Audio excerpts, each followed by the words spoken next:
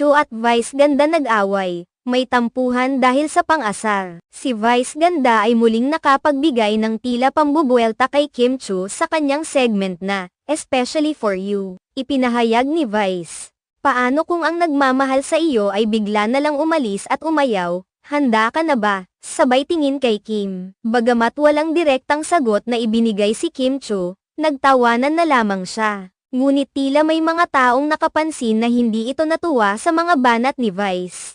Mukhang unti-unti na siyang napipikon sa mga biro ng kanyang mga kasama. Isang mahalagang bahagi ng kwento ay ang pagkilala ni Kim sa kanyang personal na buhay, na nais niyang maisama sa kanyang mga proyekto. Matatandaan na isa sa mga isyo na kanyang binanggit ay ang tungkol sa kanilang hiwalayan ni Sian Lim. Ayon sa kanya, ang mga ganitong karanasan ay mahalaga at maaaring magbigay ng inspirasyon sa kanyang trabaho. Sa kabila ng